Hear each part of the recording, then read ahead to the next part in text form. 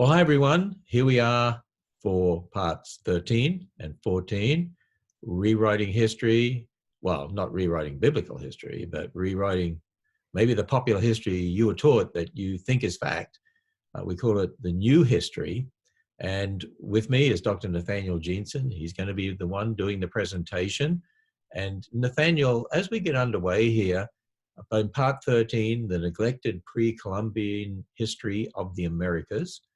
The pre-Columbian history of the Americas has remained one of the most mysterious eras of human story. Written records are absent, leaving genetics and archaeology to fill in the blanks. Or so we've been taught. Have written clues to the Americas been lying before our eyes this whole time? Oh, that's interesting. Join us as we uncover the neglected pre-Columbian history of the Americas. That sounds really interesting. And part 14, well, we'll talk more about that tomorrow when we get to part 14. But what happened to the Mayans? I've always wanted to know that. And I'm very interested in what you say is right there before our very eyes and we don't even realize it maybe. So Dr. Jeanson, just before we get into part 13, I read the comments that are posted every time you speak. And, a lot of people are very appreciative of this. And for a lot of people, it's so radical, and yet they're prepared to have their thinking challenged. But there was someone who actually posted last week the comment that, you say there were 54 million people in the Americas? That's impossible. That's ridiculous. Could you just speak to that first and then go on with part 13? Yes, it's a good question, and it reflects just how radical a change mainstream archaeology of all places is affecting in our thinking. So my first response is to ask the person, why do they think that's impossible or unbelievable? And I should clarify, because I realized in my diagrams I'm putting it superimposing on Central America. That number isn't Central America is 53 million people. That means the entire Americas, just to make sure that the comment isn't something that's been miscommunicated on my part. So it's 53 million people for the entire Americas. And what comes to mind is why I think that's reasonable. It's highly debated even within the mainstream community. We looked at the ranges, but why I think it's very reasonable. Let's just think of the numbers for the rest of the world. We discussed in previous episodes, from episode 1 onward, there's been a massive change in the global human population in the last 600 years or so. After the Black Death finishes in Europe, 1400, we've undergone a 20-fold change in world population size from then till now. Well, in the Americas today, there's 300 some million people in the US. In Latin America, there's around 600 million. There's about 1 billion people today in the Americas, close to it. If there were 53 million people in 1491, it's just under a 20-fold change from then till now. So it's right in the ballpark of world population growth changes for the rest of the continents, the rest of the globe. That to me is reasonable. Plus there's increasing archaeological evidence that seems to keep pushing that number upward. We'll talk about it more in part 14, even for the area where the Mayans ruled, how research even within the last 2 years is rewriting and pushing up the number of people we thought were there. It's a massive number of people who lived here, far more civilization than we first thought. It's been obscured because the jungle has swallowed up so much of this, and the research is ongoing. But that's what comes to mind for me first is, it's a number for the entire Americas, not just Central America, this 53 million. It's a number that has some play in it. It's still being debated. The best evidence is archaeological. Some of the debate is because people are trying to take these death rates and then extrapolate backwards, and these have fairly large uncertainties and so forth. But the evidence to me is increasing from archaeology that this is quite reasonable, and it fits sort of these numbers that we have from around the globe. And we'll talk more about that specifically with the Mayans and some recent radar research that's being done in part 14 that I think is really fascinating. And there's places people can look into that further. What I want to do in this episode, though, is talk about a line of evidence and discuss some of the answers to the questions we raised previously that has the potential to be even more explosive on this question of the pre-Columbian Americas. And this question, of course, is one part of the larger question of who do we come from as the human race? We as peoples, even though we look different, talk different, act different, different cultures, all have a common ancestor. Even for creationists, though, I think we tend to think, well, that's still distant past, even if it's a few thousand years ago. We look at people that are different from us and maybe scratch our heads and say, well, I'm not quite sure how that works, but at some point it happened, and we don't pay much attention to it. And an example of that is a stereotype I've had for many years. My mother's German. My dad has been in America for several generations. So I trace my heritage essentially to Europe and have naturally assumed that's probably all it's ever been. And so these ancient cultures that we talk about in other parts of the globe that are not necessarily European or Western European, like the Greeks, or the Asian cultures like the Persians and Babylonians, or African ones like the Egyptians, well, that's not geographically where I'm from, and so they must not have any relationship really to my family tree. If it is, it's not even worth mentioning. Well, I've discovered that this sort of assumption that I'm sure many people hold is wrong. So, for example, I was just watching something with my wife the other day about ancient Egypt, and modern Egyptians doing some of the archaeological work. They claim the ancient Egyptians as their heritage. Well, are they really their descendants? Who is related to these people? These are the questions we're going to be addressing in our series and have been addressing. I've made some promises early on of some of the big picture conclusions we're going to reach that rewrite the stereotypes we've had about who we are and who we've come from. I've said that we're eventually going to discover that so-called black-white people exist, that there are Caucasians running around who, going back just a few hundred years, have had African, dark-skinned people as their ancestors for thousands of years prior to that.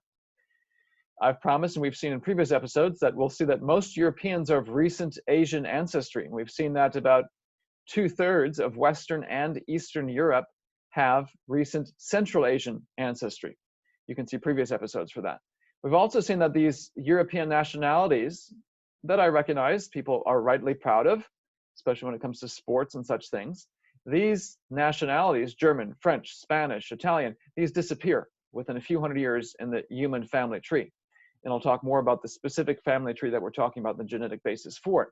We saw last episode the genetic evidence that the Americas were resettled before Columbus, at least once. And we're still eventually going to get back to the earliest history and talk about Neanderthals and how they weren't primitive, but survivors of one or more ancient catastrophes. And my goal in all this is multifold. If you're a creationist watching it, that it would strengthen your faith, it would equip you to defend the faith apologetically. If you're not a creationist, that it would challenge what you've taken for granted and cause you to rethink.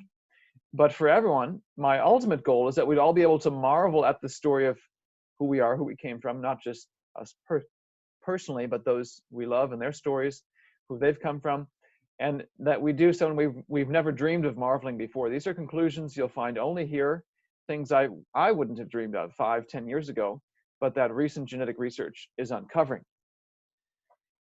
So who are the Native Americans? We saw last time several shocking things that genetics has recently revealed, and this comes from a paper that was just published April of 2020, work I've been doing in collaboration with others. We've seen that the Native Americans today are not the first Americans. They arrived in the early AD era, somewhere between 250 AD and maybe 800 AD, from Central Asia. They came over, either mixed or perhaps wiped out whoever was here first. And this shock raises all sorts of other questions that we're now trying to uncover the answers to.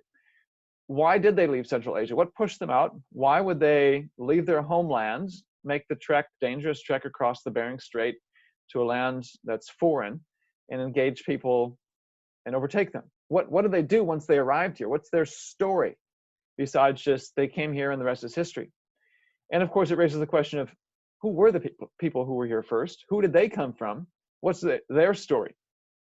Now, for years, people have approached this question ignoring a source, namely the Native Americans themselves. For example, the Delaware Indians, or the Lenni Lenape, when Europeans arrived, were on the Atlantic coast of New Jersey, New York, Delaware, and so forth. They have, or at least it's been claimed, that they have a written record called the Red Record, or the Wallam Olam. The translation of it, this is the book we have in our library by David McCutcheon. We'll talk more about it shortly. Records like these, oral histories of Native Americans, have traditionally been discounted as mythological. And if you've ever read some of the Native Americans' own accounts for their history, just out of curiosity's sake, or perhaps part of school, you've probably been struck by some of the fantastical, often supernatural, seemingly mythological elements of these accounts that seem like they have little potential to contribute to understanding of their pre-Columbian history. This particular account, this was published in 1993, the translation, was the subject of a PhD thesis in anthropology at Rutgers University. David O. Stryker wrote his thesis arguing that this red record, the Wallam Olam of the Delaware Indians, is indeed a hoax. And that Rafinesque is the guy in the early 1800s who brought this account to the attention of Western Europeaners. He was from Kentucky. So the alleged discoverer, he was the indisputable forger. So yet another example of people saying these can't possibly be true. And in cases where they sound like they might be true, it turns out there's something much more nefarious going on. But we're going to find out that the new genetic discoveries we discussed last time are casting Native American histories like this one in a dramatically new light. Previously in episode 1, we saw that the world is smaller than we think. As I alluded to, and we're discussing the number of people in the Americas, world population growth has changed dramatically in the last few hundred years. And so you go back just 600 years, there's a lot fewer people, 20-fold fewer people alive then than today. So if you're looking for a spouse, you've got a lot fewer options. So either you marry a relative or you marry someone outside your group. We saw in episode 2 that our family trees are much more connected than we think. If I trace the number of my ancestors, 2 parents, 4 grandparents, 8 great-grandparents, back just 1,000 years, I've got more people in theory on my family tree than there are alive in the entire planet at that time. And that's true for me, for Ken, for anyone. So how do you solve this math problem? You make the branches of the family tree connect. My mother's side, my dad's side must be much more related to each other than we've previously thought. This implies then, if you think about that answer globally, that so-called racial or ethnic change must happen more quickly than we think. Episode 3, we talked about the genetics of this and how easy it is and how quickly ethnic change can happen, and much more quickly than we thought. Combined with rates of human reproductive growth, we've seen just how easy it is for one ethnic group to take over another. And they can do this silently, without us seeing visibly a tremendous amount of evidence today. In theory, it's possible that most Europeans, Caucasian Europeans, are of recent African descent, based on what we discussed in episodes 3 and 4. We've also seen in episodes 5 and 6 that our family tree is much more shallow than we think. To go from 8 people to nearly 8 billion in the globe today happens in 200 generational steps or less. And if you think about that, okay, we've got to reduce 8 billion branches on the family tree back to 8 in boom, boom, boom, boom, in just 200 steps. You're going to have to start connecting branches much more quickly than you're used to thinking about. We've seen that the answers we're going to get from genetics are not the answers you can get from a $100 test from Ancestry.com or Family Tree DNA or 23andMe or any of these commercial genetic testing companies. They're looking at DNA that's inherited from both parents. That can tell you probably a little more than what you already know from your own family tree. So $100 out the door for not much more information. The key information we need is DNA that's inherited from only one parent or only the other parent, so that the genetic signal cannot get diluted. In theory, that could either be the mitochondrial DNA, that's a fancy term for the DNA that mothers pass on, or what we've seen, it could be the paternal DNA, the Y chromosome, the fancy term for the DNA inherited from dads. And we've seen for technical reasons that we discussed in episodes 5 and 6, it's the male inherited DNA that's the best tool for digging into the details, the precise details of human history. And the principle is, this DNA is passed on from fathers to sons, but it's passed on imperfectly. Every generation, a few mistakes are introduced in the DNA sequence. We can identify those just by comparing DNA sequences to one another. We're all so similar at the genetic level, it's easy to spot these mistakes just by the differences.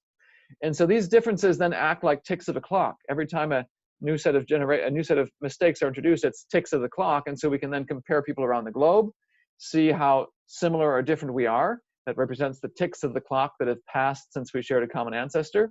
And then we can rederive a global family tree. So if Ken and I get our Y chromosome sequence, and we have very few Y chromosome differences between us, very few ticks of the clock, we must have had a recent common male ancestor.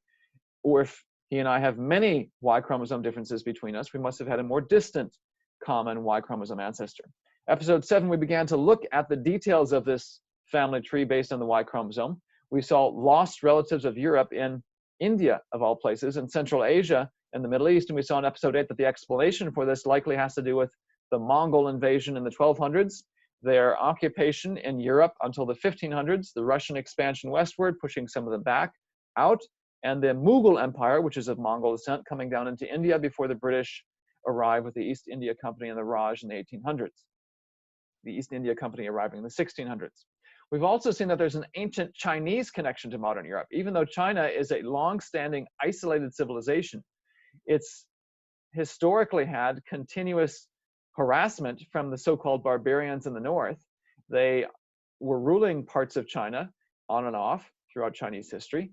And some of those northern tribes have also mingled with Europeans, leading to this connection that genetics uncovers.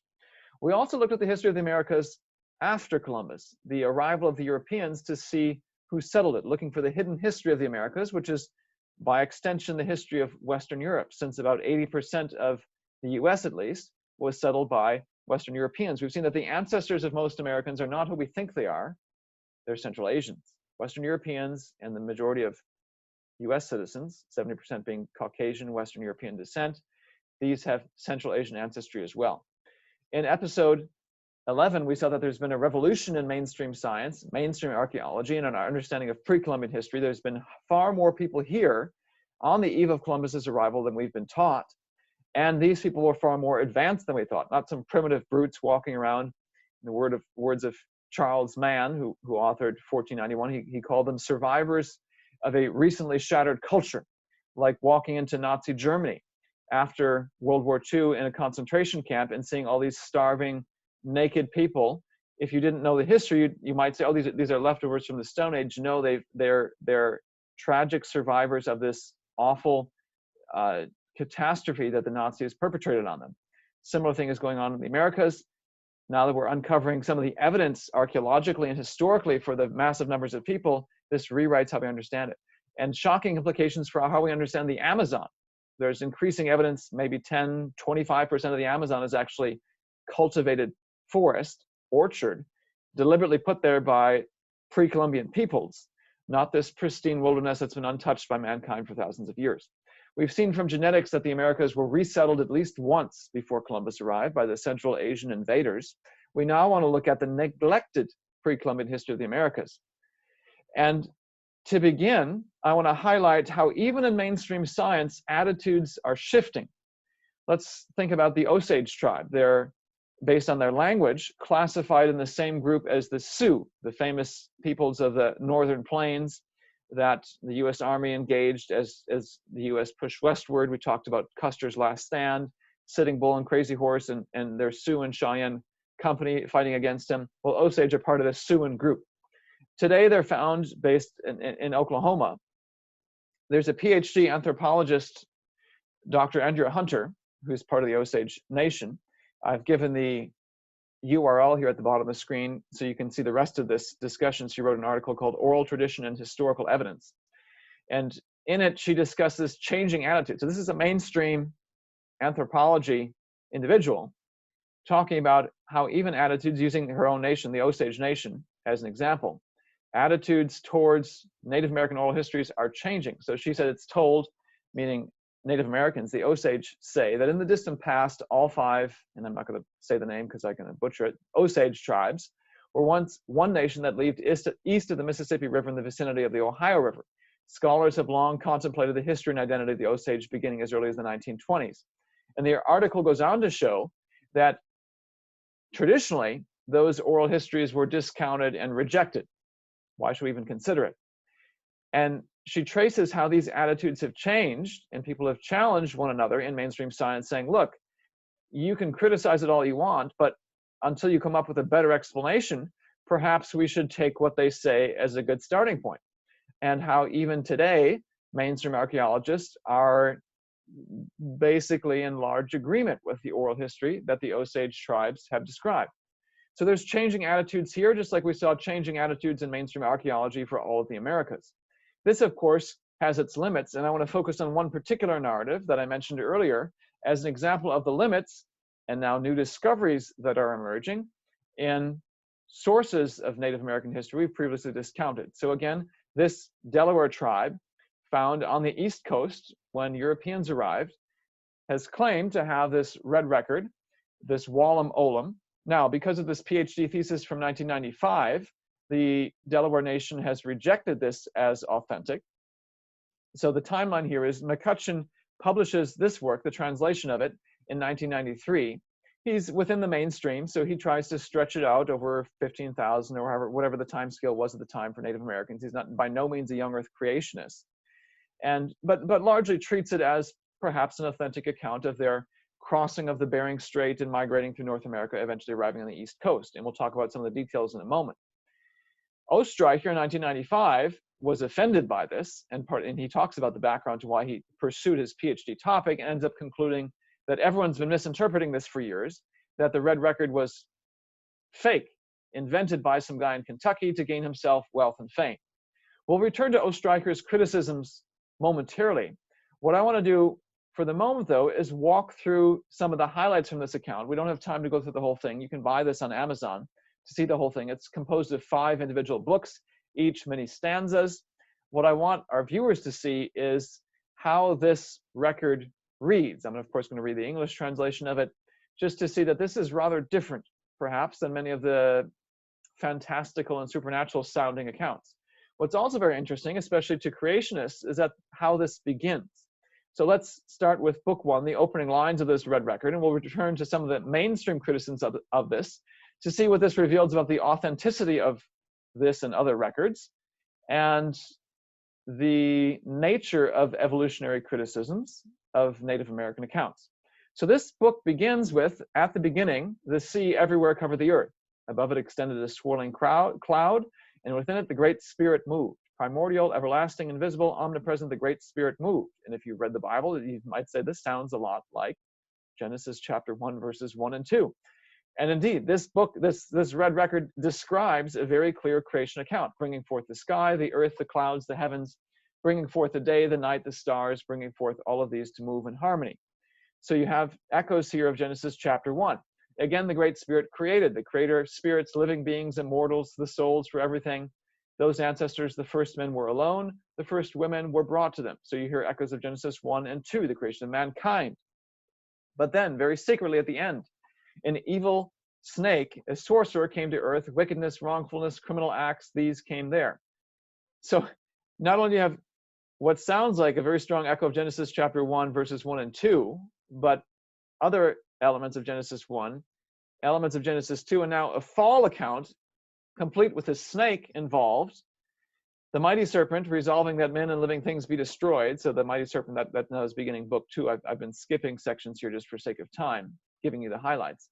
Brought the snakes, brought the sea monsters, brought the snaking flood, flooding and flooding, filling and filling, smashing and smashing, drowning and drowning. They have a flood account. They have a creation, fall, flood sequence. In this case, the flood is brought about not by God, but by this evil snake. So there's differences, obviously. It's not a verbatim quote from the scriptures, but there's echoes here of that heritage. The great flood dried, valley and hollow. The great peril was over. It was over. After the flood, the Lenape, the true men, and now we're in book 3, the turtle people, were crowded together, living there in cave shelters. Well, what does cave remind you of? Their home was icy. Their home was snowy. Their home was windy. Their home was freezing. Ice Age. Now this is, supposedly if it was forged, this is early 1800 stuff. And here we're talking about Ice Age. I'll give away that I don't think this is forged for reasons we'll discuss momentarily, but notice that they're even discussing not just creation, fall, flood, but Ice Age afterwards, living in caves. It goes on, in the old land, the winter land, the turtle land, the great land were the turtle men, the Lenape. All the enemy snake lodge fires were troubled. The snake priest said to them all, let us go. Now, in this case, they seem to be using the term snake to refer to their enemies, enemy peoples. And we'll see this as we go on. They continue to speak of them that way. The snakes there in the east all went forth, going away, grim and grieving. So at this point, and even McCutcheon, the guy who's translating this, agrees, they seem to be describing something happening in Asia, perhaps Siberia. Fleeing, tired and shivering, through the wasteland, torn and broken, to Akomen, the wilderness. So they're describing here these peoples in Central Asia, their enemies apparently, going to Aquaman, which we'll discover is the Americas. They go first, these snake people, whereas the Lenape, the Delaware, stick around for a while, apparently in Central Asia or Siberia, wherever this is. The freemen, carefree and fearless, all went northward, spreading across the snowy country. By the Dark Fish Sea, the Gaping Hollow Sea, settled the White Eagle clan and the White Wolf clan. This appears to be close to the Bering Strait, rowing, crossing the water, for they long gloried in the eastern light, the land of Aquaman. 10 times 1,000 they crossed, all went forth in a night. So about 10,000 people they're crossing. And I want our viewers to see the level of detail here that this account gives, even the numbers of people crossing. They crossed to Aquaman, the east land, crossing, marching everyone together. This is now the beginning of book 4, and again, I've skipped a lot just for sake of time. This is a fairly extensive record. Long ago, the ancient Lenape came to the evergreen land. The White Eagle had been the pathmaker, hitherto for all of them there. When Aquaman, the ruddy land, the good land, they discovered. The kindred, the hunters, the pioneers meeting in council all declared, Koloweel, noble elder, thou art sachem here. Sachem, you'll see, is just their term for leader, president, something along those lines. Here again are their enemies. The snakes come, thou must slay them. The snake hollow they must leave. Defeated, all the snakes fled to hide in the swampy vales. After Koloweel, in the evergreen land, the sachem was the white owl. After him, the sachem was constantly on guard. And if you've read much of the history of the American West and the Indian Wars, and the names that the tribes would give to one another, you can see the sense of humor they had, their creativity. You look at some of the Siouan names like Red Cloud, Sitting Bull, Man Afraid of His Horses. Very, again, sense of humor, intriguing names. This description and the naming of these people is consistent with that. Constantly on guard, very descriptive names for who their leaders were. After him, the sachem was Chilele, the snowbird, who spoke of the south, that our people would be able to grow and spread there. Southward went Chilele, eastward went the beaver. And this isn't the only time where whoever the original group was apparently broke up and spread out. I want to draw our attention to another event. This account, once you get to the Americas, they list about 90 to 100 sachems, each of them with a similar formula. The name of the guy with a line or two, or maybe a stanza describing some significant event while he was the ruler. Here's an exception, though. So Iamek was one of the sachems. After Iamek, 10 sachems, and they're never named. Much evil was then south and eastward. Well, what was this evil? Notice who comes after. After them, the sachem was Peaceful One and Akolaki. So it appears that there was some evil, perhaps violent, wicked event that was transpiring, so much so that they didn't even name the people who were involved. And I think it's significant that it's followed by a guy named the Peaceful One. So wartime, I think, is implied at that point. We'll return to that momentarily. The next sachem was History Man, written records he began. So this account, taken at face value, claims to be a document that was written over many, many generations. It appears that the sachem, each sachem keeps adding to the record. I was this sachem, or this was the sachem, and he did this. And then the next generation, this was the sachem, and he did this. And on it goes. The next sachem was Shriveled Man. The next sachem was Drought. There was no rain, no food together. Eastward they went to where there was water. And again, this guy, the translator, David McCutcheon, goes through, and we'll get to the map he creates, given the geographic clues in this text of how he thinks was the migration from Alaska down through Canada and then across the Great Plains and over the rivers, eventually reaching the eastern shore. And it describes an arrival at the Atlantic Ocean later on in the book. This is book 5. All the hunters reached the sun's salt sea, once more the ocean. Red Arrow was the sachem at the tidewater. There's another record for the Delaware that they have kept besides this. We're going to treat it as authentic for the moment. They kept wampum records, and the wampum records, so their currency in a sense back then, they kept a record of what they were doing. They claim that they reached the Atlantic in AD 1396. We'll return to that date and the significance of it momentarily. There are also 2 mentions of encounters with what they say are white people. Mistaken was the sachem about what then came. This is a little later on. For at that time, from the dawn sea, the whites first appeared. And McCutcheon suggests that this may be the sighting of some of the Spanish along the Atlantic coast in 1524. So over 100 years after they're arriving at the Atlantic. Watching, and then a little bit later, watching closely was the sachem, looking seaward. This is the second encounter. For at that time, from the north and south, the white people came. Friendly people in great ships, who are they? And this is how the red record ends. And McCutcheon associates this with the Dutch in AD 1620, so about 100 years after the Spanish. McCutcheon himself, based on the clues in this, and again, McCutcheon views it as largely historical, not a creationist, traces out what he thinks is a good approximation of the movement of these peoples through North America. I want to draw our attention to three main facts, main highlights from this account that we're going to revisit momentarily. First of all, the date for when they arrived. The red record does not give you an AD, B, C, D sorts of things. What it gives you, as we've seen from some of these highlights, is a very systematic account of this was the sachem, and this is what happened. And then this was the sachem, this was what happened. About 95, 96 of them from the time they arrive in North America, crossing over to Aquaman, as they call it, down to when the whites first arrive. You can estimate the date for that first sachem based on the list of about 96. Well, how can you do that? Remember, they have two mentions of when the whites arrive, and they have the mention of their arrival at the Atlantic shore, which their wampum records put at 1396. Given what McCutcheon estimates about the first whites arriving being about 1524, and then the second one being about 1620, you can use those three dates to then estimate the length of each sachem reign. So you've got a certain sachem for Atlantic, another sachem for whites, another sachem down here for the other whites. And you've got the number of sachems between each of these dates. And so then you can use those numbers and those facts to say, okay, on average, then it seems each sachem rules for what? Well, if you do the math, it turns out to be about 7 to 14 years, which is interesting because in the US, at least, presidents are supposed to rule for 4 to 8 years. This is not something too outlandish, it seems, even by modern standards. So there's a range, and again, this is an ancient account, and so there's uncertainty here. But if you use those numbers, that average length of sachem reign, say, okay, 1620 is when it stops. You go back 95, 96 sachems to the beginning. What's the date then we can estimate? And it's in the range of 280 to 630. I mentioned that there was this section of 10 unnamed sachems when there was much evil, as if there was some sort of violent conflict. Again, using that same sort of math, because they tell you when the sachems lived and who was before and who was after, you can estimate that to be around 80, 300s to 800s. And the last thing I want to point out is this red record implies and talks about peoples who are in the Americas before the Lenape arrived.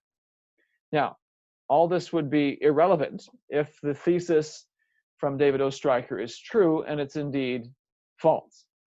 It's a hoax. And again, he's been so persuasive, the Delaware Nation themselves have rejected this as being an authentic account. Well, what's the basis for this? I've read parts of his thesis. I've also have Rafinesque's writings, Rafinesque being the guy who brings this to European attention, or people of European descent, their attention. What are the main claims that Oestreicher puts forth? The first thing I want to say, and the first thing that made me begin to question what he was saying, was the tone. If you read, and I encourage anyone who's interested in this to do so, you can find it online. If you read Rafinesque's work from the early 1800s, it reads just like other people from the 1800s. It just so happens that back then, many naturalists, scientists took the Bible as a historical document. I wouldn't call them necessarily young earth creationists. Rafinesque himself speculates that maybe the Native Americans were survivors of the flood, so he's clearly not a believer in the global flood. I don't know that he'd signed the AIG Statement of Faith, but he's part of a typical group of people who put some credence in the Bible as a historical document and don't reject it as some sort of mythology, as is common today. So it reads fairly factual and like the genre of people writing in the 1800s. Oestreicher's PhD thesis, in parts, reads like a tabloid. And I hesitate to say this, but it's rather shocking the language he uses, and I have wondered how this passed the PhD thesis committee. But so it goes in academia. Another thing that raised red flags in my mind was his description of the background to this and his reasons for investigating this and investigating the origins of the Wallamolam. He said he had become friends with Herbert C. Kraft, the noted New Jersey archaeologist. And New Jersey, of course, relevant because this is where the Delawares were when Europeans arrived after Columbus. Kraft, the archaeologist, argued that the dates for the migration saga and the Wallam Olam are not supported by the archaeological record, which indicates that the Delaware appear to have evolved in situ, meaning in the New Jersey, Delaware area, in their homeland over thousands of years. So here, Ostreicher says, well, mainstream archaeology, which of course has a history of 15,000 years, it disagrees with this. So how can we accept it as factual? Of course, being a creationist and knowing biblically and scientifically that that time scale is off, I thought, okay, here's how the logic works. If the mainstream time scale disagrees, then the Wallam Olam must be wrong. I know that's reason to question not the authenticity of the Wallam Olam, but the methods of mainstream scientists. And we'll discuss more about the problems with this time scale in future episodes. We've already seen in previous episodes some of the major problems with this. Now he goes on to say, Kraft had not found any petroglyphs in the Northeast which resembled the pictographs in the document. And this is the point I want to camp out on momentarily, because it illustrates, I'd say, probably the leading logical flaw with Ostreicher's argument here and other ones he raises. I'm not going to claim that all the questions he raises have been settled and that there's no questions remaining about the provenance and how it was acquired and these sorts of things. There's questions. But I want to show you that his main arguments fall apart if you look at them closely. So let's first take the Wallam Olam at face value, as it claims to be, and see how we should expect the world to look if it was true. Because this to me is something Ostreicher is unable to do, and this to me is a near universal problem in the mainstream evolutionary community. And I've seen this over and over again when they deal with creationist literature. They are unable to think outside their own evolutionary worldview and say, okay, if creation is true, how should the world look? They just think only in evolutionary terms, and then they make all these straw man arguments, not even bothering to try to figure out what the creationists actually say or what they predict the world to look like, and then reject it out of hand. Severe logical flaws, and I see the same pattern of thinking showing up right here. So if the Wallam Olam is true, how much should the language in the Wallam Olam match modern Wallam Olam? And there's pictographs. McCutcheon, in his 1993 account, shows a whole pictographic story along with written Delaware language and then the English translation of all this. If this has been composed, as the Wallam Olam claims, over hundreds, thousand years in various parts of the country, with the Delawares arriving in the Atlantic in the late 1300s, should the modern Wallam Olam language and pictographs found in New Jersey and such, should they match the Wallam Olam, which purports to be an ancient document? Well, just look at the parallel in English. We can start by thinking about the King James Bible, 1611. Is King James English the same as modern English? No, English has changed. But you go back even further, Beowulf, which mainstream folks would say has been dated to about 700, 750 AD. This is a very helpful parallel because this now is close to the estimated time frame in which the Wallam Olam is composed. In fact, I'd say the Wallam Olam appears to go back even further, a few hundred years older. I can't read a word of this. It has no match to modern English. That's not going to lead me to say that Beowulf was a hoax perpetrated by someone in the 1800s because it doesn't match modern English. That would be a major logical flaw, and in fact, no mainstream person agrees with that. The Encyclopedia Britannica calls Beowulf the highest achievement of Old English literature and the earliest European vernacular epic. Languages change. That's a fact of human existence. You can see it in the English language, how dramatically it's gone from something unintelligible to modern English speakers to the language I'm speaking right now. So if you find an old document that doesn't match modern English, it's foolish to say, therefore it must be fraudulent. No, let's consider it in its context. So this claim, well, it doesn't match modern Delaware, it doesn't match the pictographs we see in the East Coast. Why should it? If it's been composed in multiple spots over a 1,000, 1,500 year time frame, it shouldn't match. Just look at the history of the English language. It would be much more reasonable to say this, for all practical purposes, might be the highest achievement of Old Delaware literature and the earliest Delaware vernacular epic. So that's just one of the logical problems I've seen, but I think I highlight this because it applies to other arguments he makes, and it's so typical of the evolutionary approach to anything that disagrees with their mainstream view. They are unable to say and consider each conflicting hypothesis, one that conflicts with their own views, on its own terms. They basically assume evolution to reject it, which is a circular argument that it's false. Again, are there questions about the Wallam Olam? Yes. Do I have the answers to all of them? No. What I want to point out, though, not only are the criticisms of the Wallam Olam on shaky logical grounds, here's something else that's rather fascinating. Go back to these 3 points I want to highlight from this red record. This record seems to imply the Delawares arrived from Central Asia in that time frame that I've shown right here, 8280 to 630. Last episode, we talked about the Y chromosome family tree shown here, the fact that we have modern living Native Americans showing up in the tree right here, the branch that we're calling Q. This is the branch that all mainstream folks look to for the history of the Americas before Columbus. We've seen in episode 12 that we can confirm the known post-Columbian history in the DNA of these people. We can infer population growth and decline. That's a whole long technical discussion we got into in episode 12. See that if you want to review that. We can see that we talk about flatlining being the smoking gun of a population collapse, and it was so massive it has retroactive effects before Columbus, this purple line being 1492. We also said we can see the flatlining and the recovery of the peoples of the Americas in the 18 and 1900s. I've summarized a lot that we discussed in episode 12. So this then is the confirmation of what we know happened post-Columbus. Evolutionists don't see this. They do not see the recovery in the 1900s. So the fact that this is working for known history means we can then use it as a tool to probe the mysteries of pre-Columbian history. And we said that they came over perhaps in the 600s or 800s, and I'm going to give you a range of dates because it depends on where you put Noah in the tree. And I've got it narrowed down to just a small range of positions on the tree. This is one position. The other position bumps those dates back a little bit further. But notice whether it's 200 to 500 or whether it's 600 to 800, both of those match very closely what this red record shows. So before we get on to these next points, here's my challenge to David Ostreicher and others. They want to talk about forgery and how could this guy come up with this? Well, let me ask them a question. How is it possible if we're, and let me actually try to analyze their hypothesis on its own terms. So let's say for the sake of argument, we're going to go with Ostreicher's hypothesis that this is a forgery concocted in the early 1800s. What's the chance, if that's true, that Rafinesque, the guy, supposedly the forger, concocts a hypothesis, concocts this account of the Delaware origins in the early 1800s that just so happens to match very closely what modern genetic discoveries will uncover over a century later?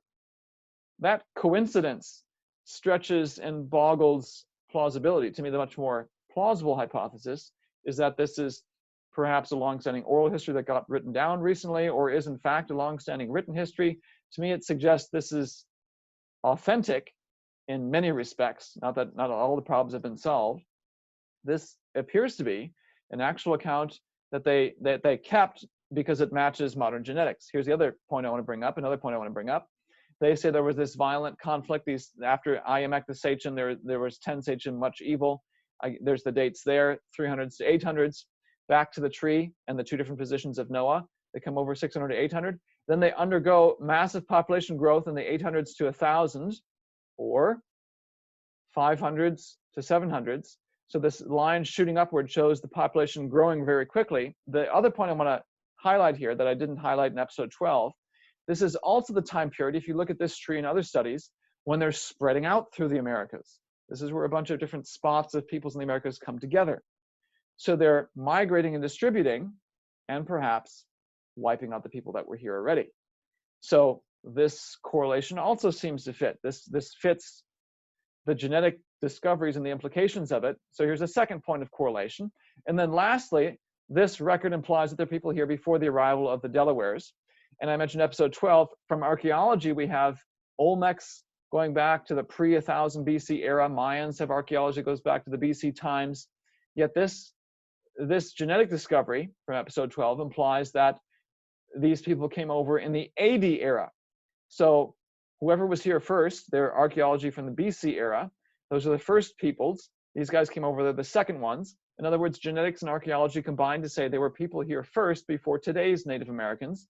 The red record seems to say the same thing. So again, my challenge to Ostreicher and others is, if what you're saying is true, how is it possible that a guy would fake a document that just so happens to match modern genetic discoveries on multiple points? How could he anticipate this level of detail when genetics wasn't even the field of science back in the early 1800s? And you can read more about this in papers I've just published. I'm arguing that these genetics highlight several points of agreement. They highlight several conclusions reached in this red record account that seem to match modern genetic discoveries. Genetics seems to indicate that this previously rejected source of information, one that the Delaware Nation was convinced to reject as authentic, may in fact be an authentic account of the Delaware history and migration. And if this is true for this one, that's got a long-standing history, how many other Native American accounts, oral or written, are out there that still hold clues to what happened in the Americas before Columbus? How much more is out there standing right in front of our noses that we've previously neglected, rejected as mythological, ahistorical? How much is out there waiting to be tapped and investigated to uncover the real history of the Americas before Columbus arrived? This is the new history of the human race. And we'll be discussing more of this in episode 14. You know, Nathaniel, I was just thinking as you're doing that, there's a basic problem that people have today, and they've had in regard to those documents you're talking about, because even in the COVID-19 situation, we're hearing certain politicians out there saying Christians are against science and you need to listen to the scientists and so on. And yet, I think it's that people have this misunderstanding that, oh, if somebody goes out there and says in archaeology, this goes back to this date and all the rest of it, this therefore conflicts with this record, they don't realize those people are interpreting those archaeological finds, and it's based on a particular worldview and maybe using some possible dating methods, carbon dating or something like that. It could be some other dating method used, but they're based on fallible assumptions that can be shown to not be 100% true, and so that can be reinterpreted. I mean, the same sort of thing with modeling for what's happening with viruses and so on. People need to understand their assumptions behind it. There's a basic problem here in that we need to understand the difference between observational science and historical science, as we have always pointed out in this ministry. And that has great bearing on this topic, doesn't it? And another problem I think is sadly highlighted by that same COVID discussion is something that I hoped had been restricted to Europe, because I'm of German descent, been to Germany many times, and I've heard from people over there back when I've done visits. Experts, got to trust the experts, as if there's a group of people out there who have no biases, interpret things without any hint of preconceived notions, do only the facts, don't bring any assumptions to the table, and somehow we should just trust every word they say. And as if experts never disagree with one another. And of course, and sadly, this is now the attitude I'm seeing over and over again in this pandemic discussion. Well, trust what the experts say. Well, which experts? No one wants to think for themselves. I'm talking to a friend of mine, and he pointed out, others have said, it seems sadly today, many Americans don't want to think about the questions for themselves. They want to be told what to think. And that has dangerous consequences, especially on questions of life and death. And it shows up in these discussions as well. They don't understand observational versus historical science. They don't understand the logic that's used. They don't understand the basic logical flaws in many of these arguments, where mainstream science is so ingrained in this evolution-only view, they can't step outside of it and consider alternatives, because, well, we know it must be wrong because evolution is true. Well, that's a circular argument. If your position is scientifically valid, you should have no problem stepping outside of it and saying, well, here's this other view, but here's why it's wrong. Boom, boom, boom. Here's the 6 points of reason why it's wrong. They can't do that, which to me underscores the deficiencies in the mainstream view and is ample reason to question it. You know, this also applies to one other area that you brought up in looking at those records and records of what those people had said about their history, and you saw similarities to the biblical account in Genesis. Now, there are cultures all around the world that have flood accounts, that have accounts that sound like the Tower of Babel. I mean, the Australian Aboriginal people, I remember collecting books in Australia from the museums with their Dreamtime legends, and there were accounts about 3 sons on a raft that landed on a mountain after a big flood, and God put a rainbow in the sky. The woman was made while man was asleep. Woman took some sweet honey from the tree, and so therefore, taking that sweet honey, it released evil into the world. Yet the evolutionists would claim that has nothing to do with true history or biblical history. The fact that the elements are all the same, if anything, what they say is, oh, the Jews borrowed their stories, for instance, from the Babylonians, and that's why they have these similar stories, instead of saying there was the original account, and now we see perversions of it all over the world in different cultures. And so because of the evolutionary worldview, they totally misinterpret those things. And that's to me where the bias shows up so strongly.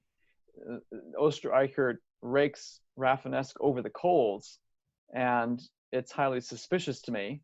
And what seems to be more at play here is it's not that Rafinesque is somehow, he is a product of his time, Rafinesque, the guy who's supposedly the forger of this document.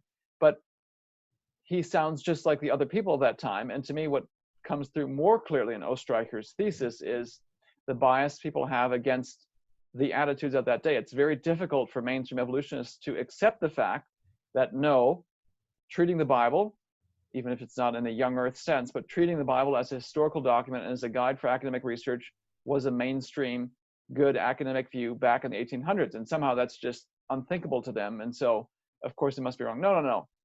They don't understand that that's modern bias creeping in and trying to judge these older views by a ridiculous modern standard. People like Rafinesque, who was quirky for sure, but quite brilliant. He and others of his day, again, they're living in an era where the Bible is treated as a legitimate document. They've got weird ideas about it. And it's the modern mind that is unwilling to consider the possibility that smart people actually did that back then, and that intelligent people still do that today. That's to me what comes through loud and clear, and sadly is so pervasive in today's mainstream evolutionary community, and it inhibits real progress on scientific and, as we're seeing, historical questions. Well, thank you, Dr. Jeanson, and we look forward to coming back for part 14, which will be on the Mayans.